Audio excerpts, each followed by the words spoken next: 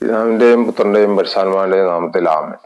ഞാൻ എൻ്റെ ഒരു പുതിയ ടോക്കിലോട്ട് കടക്കുകയാണ്. ഇന്നത്തെ എൻ്റെ വിഷയം ദൈവം നമ്മോട് സംസാരിക്കുമോ എന്നുള്ളതാണ്.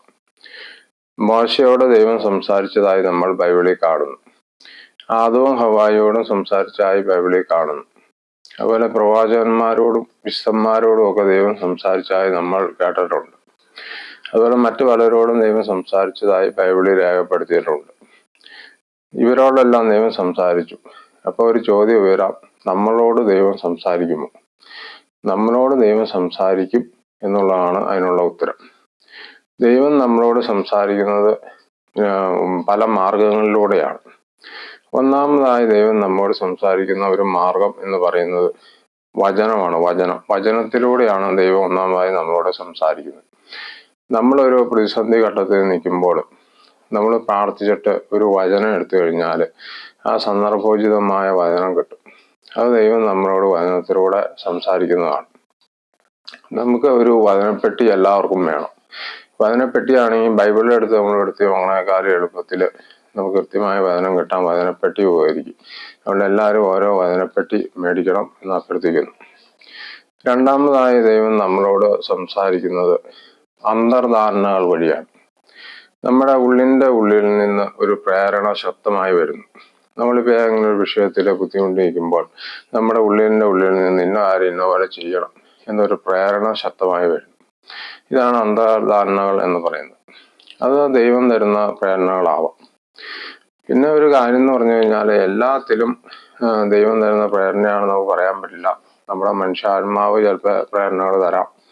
അതുപോലെ തന്നെ ദൈവാത്മാവ് പ്രേരണകൾ തരാം. അതുപോലെ പിശാചും വേണമെങ്കിൽ പ്രേരണകൾ തരാം. പക്ഷെ അത് നമ്മൾ കുറച്ചാൾ നമ്മൾ ശ്രദ്ധിച്ച് ദൈവസ്വരം കേൾക്കാനുള്ള രീതിയിൽ നമ്മൾ വന്നു കഴിയുമ്പോൾ ദൈവസ്വരാണെന്ന് നമുക്ക് മനസ്സിലാവും.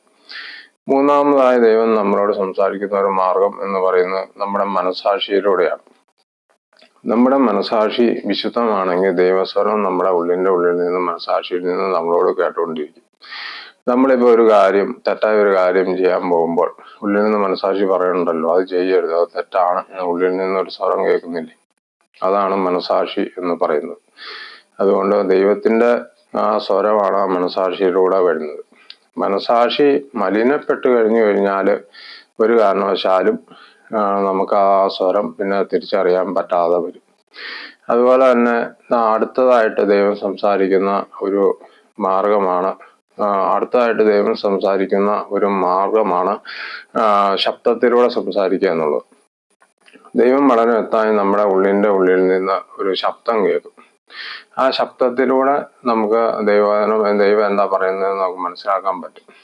ഞാനൊരു ഉദാഹരണം പറയുകയാണെങ്കിൽ, ഞാൻ ഒരു ദിവസം കട്ടിലയിൽ രാവിലെ എഴുന്നേറ്റ് കിടക്കുകയായിരുന്നു. അപ്പോൾ പെട്ടെന്ന് ജോബിൻ എന്ന് തന്നെ 2 പ്രാവശ്യം ആരോ വിളിച്ചു. ഞാൻ മുറിക്കകത്ത് നോക്കി കഴിഞ്ഞപ്പോൾ മുറിയിൽ ഞാൻ മാത്രമേ ഉള്ളൂ. അപ്പം ദൈവം എന്നെ 2 പ്രാവശ്യം അങ്ങനെ വിളിച്ചു എന്ന് എനിക്ക് വളരെ വ്യക്തമായിട്ട് മനസ്സിലായി. അതുപോലെ തന്നെ അഞ്ചാമതായി ദൈവം നമ്മളെ സംസാരിക്കുന്ന ഒരു മാർഗം എന്ന് പറയുന്നത് നമ്മുടെ ചിന്തയിലൂടെയാണ്. നമ്മൾ ഏതെങ്കിലും ഒരു പ്രശ്നത്തിൽപ്പെട്ട് നമ്മളിരിക്കുമ്പോൾ നമ്മുടെ ചിന്തയിൽ ദൈവം വളരെ വ്യക്തമായിട്ട് നല്ല ചിന്തകൾ തരും. ദൈവം തരുന്ന ചിന്തകളുടെ ഒരു പ്രത്യേകത എന്ന് പറയുന്നത്, ദൈവം തരുന്ന ചിന്തകൾ വന്നു കഴിയുമ്പോൾ എല്ലാം പോസിറ്റീവായ ചിന്തകളായിരിക്കും. അപ്പം ദൈവം നമ്മളോട് ചിന്തയിൽ കൂടി പറയുമ്പോൾ ദൈവം സാധാരണ ആജ്ഞാസ്വരത്തിലുള്ള കാര്യങ്ങളാണ് ദൈവം നമ്മുടെ ചിന്തയിലൂടെ പറയുന്നത്. അതായത് ദൈവം പറയുന്ന, ഇപ്പം നമ്മൾ ഒരു കാര്യത്തിന് നിൽക്കുമ്പോൾ അങ്ങോട്ട് പോകൂ, അല്ലെങ്കിൽ പ്രാർത്ഥിക്കൂ, അല്ലെങ്കിൽ ബൈബിൾ വായിക്കൂ, ഇങ്ങനെയുള്ള ചിന്തകൾ ഉള്ളിൽ വരും. ദൈവം തരുന്ന ചിന്തകളുടെ ഒരു പ്രത്യേകത എന്നാന്ന് വെച്ചാൽ മനസ്സിന് നല്ല സന്തോഷവും സമാധാനവും നമുക്ക് അനുഭവപ്പെടും. അതുപോലെ തന്നെ ഈ 5 മാർഗങ്ങൾ ഞാൻ നിങ്ങളോട് പറഞ്ഞല്ലോ ദൈവം നമ്മളോട് സംസാരിക്കുന്നത്. ഈ 5 മാർഗത്തിലൂടെയും പിശാചിനെ നമ്മളോട് സംസാരിക്കാൻ പറ്റും എന്നുള്ള ഒരു വസ്തുതയാണ്. അതുകൊണ്ട് നമ്മൾ ദൈവത്തിൻ്റെ സ്വരം കൃത്യമായി 5 മാർഗത്തിലൂടെ കേൾക്കണമെങ്കിൽ നമ്മൾ ഒരു വിശുദ്ധ ജീവിതം നയിക്കേണ്ടത് അത്യാവശ്യമാണ്. നമ്മുടെ ചിന്തകളും ഒക്കെ മലിനമായിട്ട്, ബുദ്ധിയും ഒക്കെ മലിനമായി, ശരീരവും ഒക്കെ മലിനമായി ഇരിക്കുകയാണെങ്കിൽ ഈ 5 കാര്യത്തിലൂടെ വരുന്ന ദൈവസ്വരം നമുക്ക് തിരിച്ചറിയാൻ പറ്റാതെ വരും. അതുകൊണ്ട് കൂടുതൽ പ്രാർത്ഥിച്ച് നമ്മളൊരു വിശുദ്ധ ജീവിതം നയിക്കുകയാണെങ്കിൽ ദൈവം നമുക്ക് ഇങ്ങനെയുള്ള കാര്യങ്ങളിലൂടെ നമ്മളോട് സംസാരിക്കും.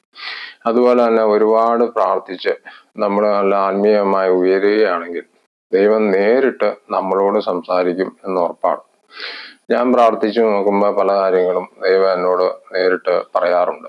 അതുകൊണ്ട് നിങ്ങൾ ഒരു നന്നായിട്ട് പ്രാർത്ഥിച്ച് എല്ലാ ദിവസവും നന്നായിട്ട് പ്രാർത്ഥിച്ച് നമ്മൾ മുന്നോട്ട് വരികയാണെങ്കിൽ നിങ്ങളോടും ദൈവം സംസാരിക്കും.